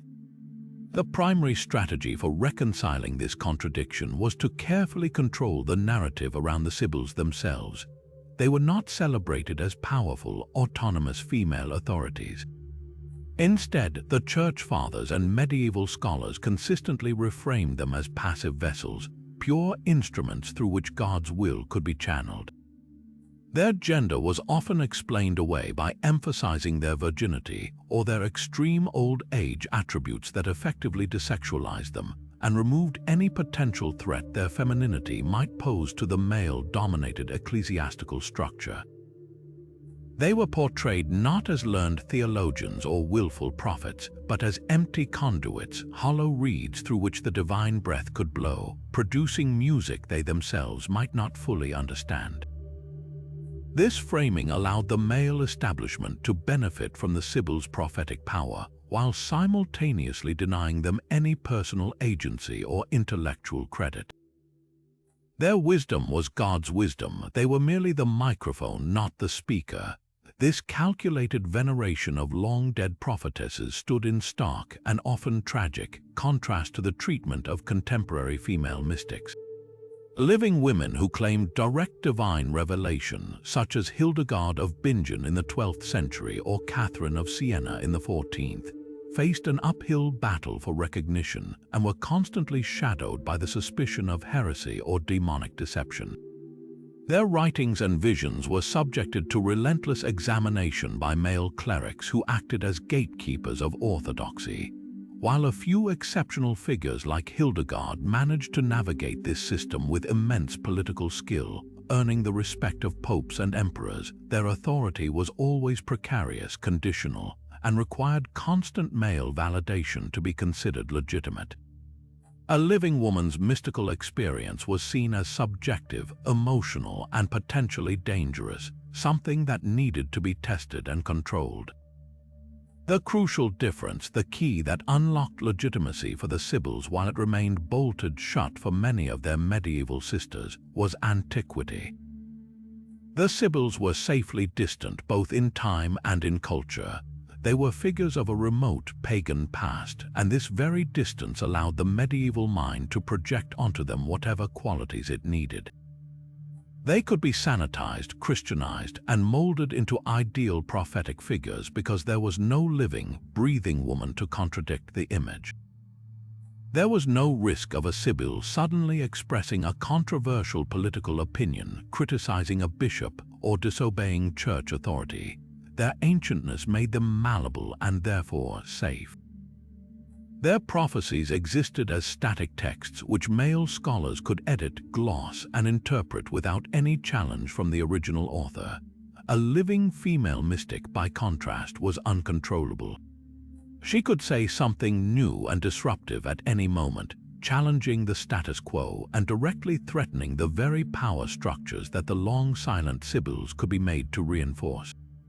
This dynamic exposes a fundamental mechanism of medieval power, the tendency to grant authority to ideas from the past while distrusting innovation from the present.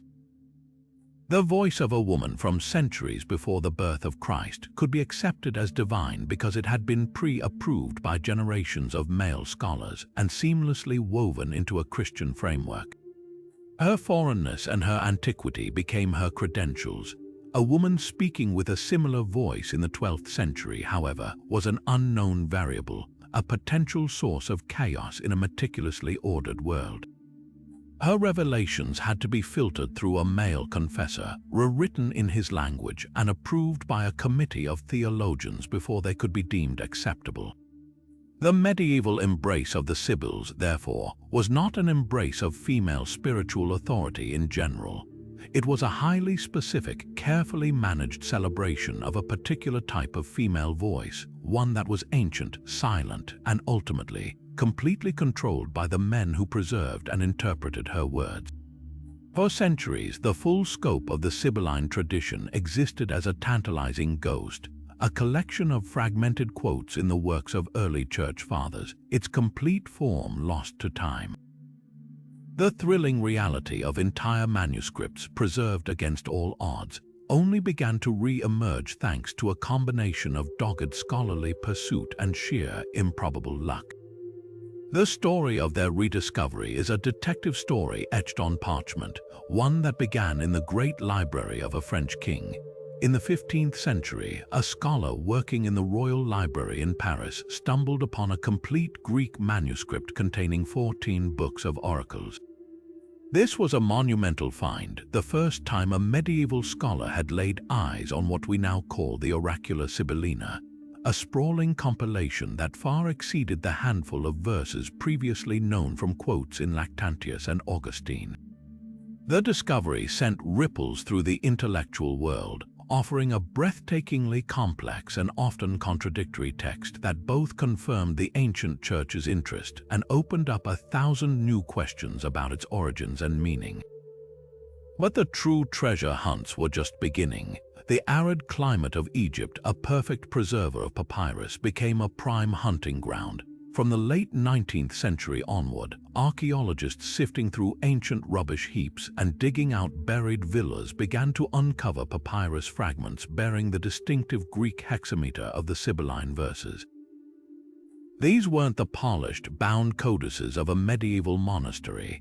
These were often discarded drafts or personal copies, their brittle pieces offering snapshots of the text in its earlier, fluid state. Each fragment was a puzzle piece, sometimes containing variant lines or even entirely unknown prophecies that had been lost when the later, standardized collections were compiled. A single papyrus scrap could overturn decades of scholarly assumption, proving that the oracles had circulated in different versions and been constantly edited and expanded, long before the medieval monks ever set quill to vellum. Perhaps no place on earth held more promise for such a discovery than the monastic republic of Mount Athos in Greece.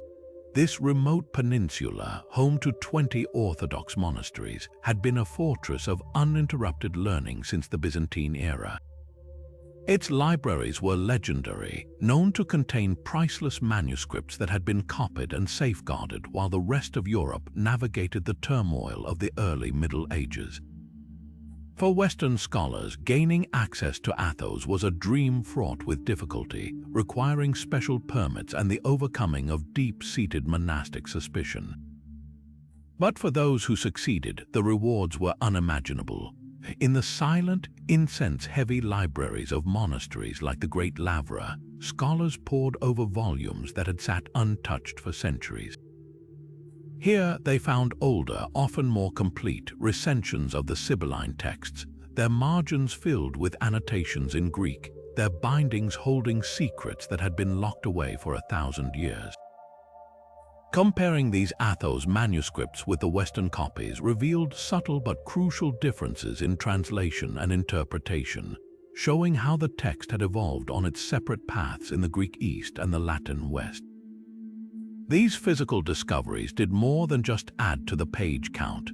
They fundamentally transformed the academic understanding of the oracles. The recovery of new verses often introduced startlingly specific and sometimes embarrassingly wrong predictions. A newly found passage might detail the reign of a specific Roman emperor in ways that were clearly written after the fact, or it might contain anachronisms that placed its composition centuries after the supposed time of the Sibyl.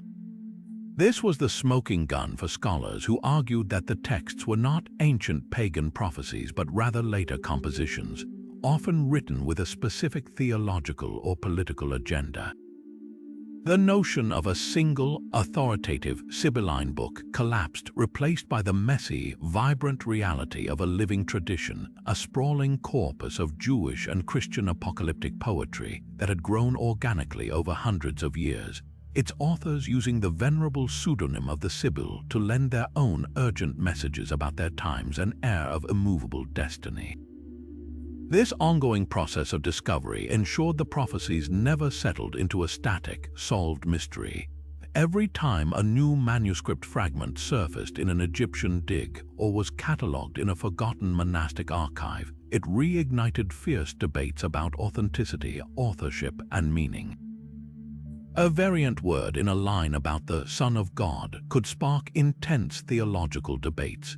A newly discovered acrostic could be analyzed to see if it truly spelled out a Christian phrase or if it had been creatively reinterpreted by a later scribe. This constant influx of new data kept the Sibylline Oracles perennially relevant in scholarly circles, preventing them from becoming mere relics of superstition. They remained a dynamic field of study, a conversation between the past and the present conducted through the painstaking work of philologists, historians, and theologians, all united by the thrill of uncovering another piece of the most enduring and enigmatic prophetic puzzle of the ancient world. Yet, even as their divine authority waned, the oracles found a new and unexpected home in the vibrant intellectual culture of the Renaissance. Humanist scholars, while often skeptical of the prophecies' divine origins, developed a deep appreciation for them as magnificent relics of classical antiquity. The very obscurity that Erasmus mocked became a thrilling challenge for these new interpreters. Figures like Marsilio Ficino in Florence studied the Sibylline verses not to predict the future, but to uncover the hidden wisdom of the ancient world, believing they contained fragments of a lost Prisca Theologia, a pristine, original theology that predated and foreshadowed Christian truth. The oracles were meticulously edited, translated, and printed, becoming staples of the new learning. Their presence in the great libraries of patrons like Lorenzo de Medici cemented their status as essential classical texts, worthy of study for their literary merit, their historical value, and their complex poetic form. This shift was profound. The Sibyl was being transformed from a fearsome prophetess of doom into a respected authoress, her works analyzed alongside those of Virgil and Homer. The terrifying predictions of apocalypse were now dissected in well-lit studies by scholars more interested in grammar and meter than in divine wrath, a clear sign that the intellectual world was pivoting toward a new, more secular relationship with the past. The prophecies had not been discarded, they had been museumized, their power contained within the bindings of a book and the pages of a commentary. This process of demystification was dramatically accelerated by the seismic shock of the Protestant Reformation. Martin Luther and other reformers launched a direct assault on the very foundations of the medieval prophetic tradition. Their core principle, sola scriptura, by scripture alone, meant that any text not included in the biblical canon was automatically suspect. The Sibylline Oracles, despite their ancient Christian endorsements, were decisively relegated to the category of apocrypha, human inventions that held no authority in matters of faith. Protestant scholars argued that the famous acrostics and Christological predictions were obvious later additions, pious forgeries inserted by overzealous church fathers to win converts. This wasn't just a theological disagreement, it was a fundamental recalibration of how truth was to be determined. For Protestants, truth was found through a direct, personal engagement with the clear word of the Bible, not through the deciphering of cryptic, non-canonical puzzles. The medieval world's intricate tapestry of prophecy, pilgrimage, and sacred geography, which the Sibyls had helped to weave, was ripped apart. The oracles, once central to this worldview, were now dismissed as part of the Catholic Church's troublesome accumulation of unbiblical traditions and superstitions that needed to be purged. The most decisive blow, however, came from the gradual rise of a new way of understanding the universe itself. The scientific revolution, blossoming in the 17th century, began to champion reason and empirical evidence over received authority and ancient revelation. Thinkers like Francis Bacon advocated for a method of inquiry based on observation and experimentation, a world away from the medieval practice of scouring ancient texts for symbolic clues about future events. When comets streaked across the sky, astronomers like Kepler and Newton sought to calculate their orbits and understand their physical nature, rather than parse their meaning from a Sibylline verse. The very concept of a universe governed by immutable natural laws was utterly incompatible with a world where divine whims and prophecies dictated events like plagues or the fall of kings. The oracle's vivid descriptions of the sun darkening and the moon turning to blood became subjects for scientific explanation, not apocalyptic panic. This intellectual revolution did not happen overnight, but it steadily eroded the cultural soil in which prophetic belief had flourished for over a millennium. The Sibyl's voice was drowned out by the ticking of clocks, the grinding of gears, and the methodical scratch of the scientist's pen. And yet, for all this, the Sibylline Oracles never completely vanished into the annals of history. Their allure proved stubbornly persistent, simply changing its form. They became a powerful source of artistic and literary inspiration, their darkly romantic imagery captivating poets and painters long after they had lost their credibility with theologians and scientists. You can trace their echo in the ominous, symbolic visions of William Blake and the epic grandeur of John Milton's Paradise Lost. The archetype of the tragic, visionary Sibyl, forever cursed to know the future, became a recurring figure in romantic literature, representing the tortured genius of the artist. Furthermore, their method of interpretation, finding hidden patterns and coded messages in ancient texts, never truly disappeared. It simply migrated, finding new life in esoteric circles, within certain strands of Freemasonry, and later, in the wilder shores of 19th century spiritualism and 20th century conspiracy theories.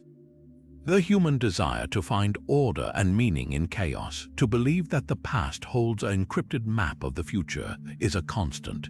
The Sibylline Oracles were one of the most enduring expressions of that desire, and even when relegated to the status of a literary curiosity, they never fully lost their power to captivate those who yearn to peer behind the curtain of time. And yet, even as the scientific revolution seemed to relegate them to the past, the themes and patterns of the Sibylline Oracles did not vanish. They simply shapeshifted, finding new vessels in our modern world. We no longer anxiously await a fleet from Carthage or scour the verses for the number of the beast in the reign of a Holy Roman Emperor, but the underlying human impulses that gave these prophecies their power, the hunger for hidden knowledge, the fear of impending doom, the desire to see our chaos as part of a grand, preordained design, these remain as potent as ever. Our modern apocalypses are just dressed in different garb. Climate change instead of divine floods, pandemics instead of pestilence from the east, and the existential threat of artificial intelligence instead of a multi-headed beast from the sea. The medium has changed from parchment to pixel, but the message of existential anxiety is strikingly familiar. This enduring fascination is powerfully evident in our popular culture. The blockbuster video game series Assassin's Creed often weaves its narratives through historical conspiracies and ancient, world-altering artifacts, directly channeling the Sibylline idea that a secret history, known only to a few, underpins our reality. Historical novels, from Umberto Eco's The Name of the Rose to more recent bestsellers, frequently feature monks or scholars grappling with forbidden prophetic texts, capturing the very same mix of intellectual curiosity and spiritual terror that defined the medieval relationship with the oracles. These stories resonate because they tap into that timeless question: what if the world we see is merely a facade, and the true keys to power and salvation lie in a forgotten book or a coded message from the past?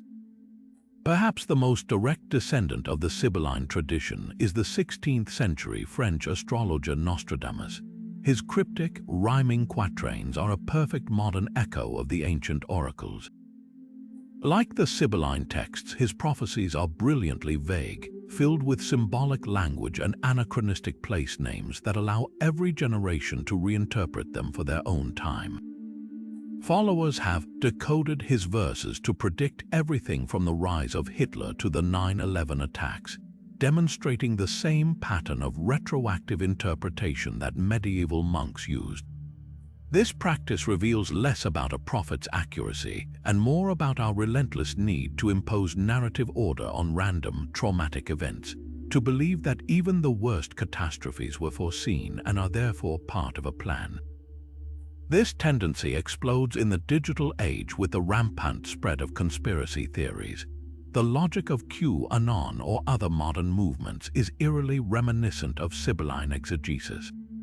It involves piecing together clues from obscure sources, believing in a grand, hidden war between forces of light and darkness, and anticipating a coming storm or great awakening that will purify the world, a clear parallel to the prophecy of the last world emperor ushering in a final age of peace.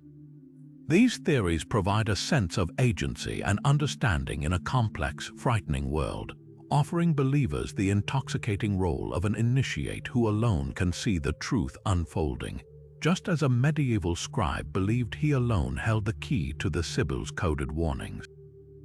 So why, in our age of satellites and supercomputers, do these ancient mysteries still hold such a powerful grip on us?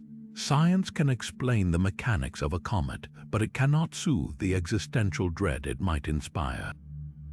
Technology can connect us globally, but it also amplifies our collective anxieties, creating a digital echo chamber for our deepest fears. The Sibylline Oracles and their modern equivalents succeed because they speak to a fundamental aspect of the human condition, our terror of uncertainty. They offer a story, however dark, in place of chaos. It is more comforting to believe that a pandemic or a political collapse is a step in a prophesied script than to accept it as a random occurrence in an indifferent universe.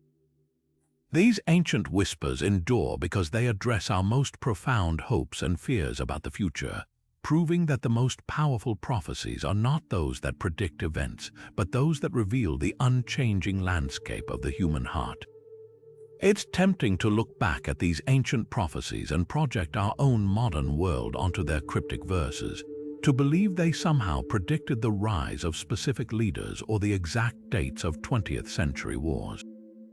This is perhaps the most persistent myth surrounding the Sibylline Oracles, that they offer a precise, coded timeline of future events waiting to be unlocked. The truth, however, is far more fascinating and reveals much more about ourselves than about any hidden power in the texts. These documents were not supernatural calendars. They were powerful Rorschach tests, and what people saw in them said everything about their own fears, hopes, and the tumultuous times in which they lived. Take, for instance, the popular but mistaken belief that the oracles predicted the rise of Adolf Hitler. Certain verses speak of a fiery ruler or a beast from Germania, descriptions that, in the traumatized aftermath of the Second World War, seem to fit perfectly. This is a classic case of retroactive fitting, where a vague and symbolic phrase is forced to align with a known historical event. The term Germania itself is a Roman geographical designation, not a modern national identity. A medieval monk reading that same phrase would have had no concept of a unified German nation-state. He might have interpreted it as a reference to the ancient Germanic tribes that fought Rome or to a completely different symbolic enemy. The prophecies work precisely because they are not specific. They provide a framework of ominous imagery, beasts, tyrants, falling stars, that can be applied to almost any period of crisis, making them seem perpetually relevant while never being definitively proven right or wrong. Another common misconception is that these texts were universally embraced and endorsed by the medieval church. As we've seen, their reception was actually fraught with tension and contradiction. While influential figures like Lactantius and Augustine found value in them, they always existed on the periphery of accepted theology. Pope Gelasius I's formal decree labeling them apocryphal was a significant mark against their authority. For every monastery that lovingly copied the oracles, there was a bishop or theologian warning of their potential to mislead the faithful. Their popularity was often a grassroots phenomenon, flourishing in times of extreme stress when people desperately sought answers outside the official channels of the church. They were the underground current of medieval spirituality, not its mainstream doctrine, and their survival was as much due to their compelling stories as to any official sanction. This leads us to the most crucial point of all, the role of human agency. The real power of the Sibylline Oracles did not reside in the parchment itself, but in the hands and minds of those who chose to use them. A prophecy is inert until it is interpreted, and every interpretation is shaped by human ambition, fear, and ideology. When Emperor Frederick II's court poets declared him the last world emperor, they were engaging in a sophisticated propaganda campaign, carefully selecting and amplifying the verses that supported their patron's agenda while ignoring those that did not.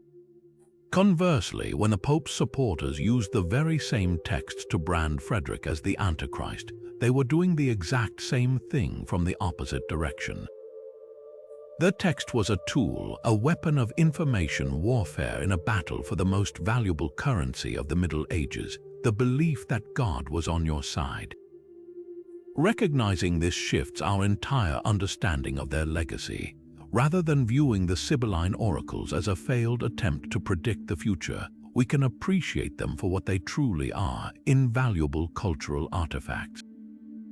They are a mirror held up to 1,000 years of human history, reflecting the deepest anxieties and highest aspirations of the people who clung to them. They show us how medieval society processed the unimaginable trauma of the Black Death, how it rationalized the brutal conflicts of the Crusades, and how it struggled to reconcile its faith with a seemingly chaotic and unjust world. The prophecies are a record of that struggle, a narrative that people constructed to make sense of their reality. In the end, the greatest lesson of the Sibylline Oracles is not about deciphering the future, but about understanding the powerful human need to believe that the future can be known.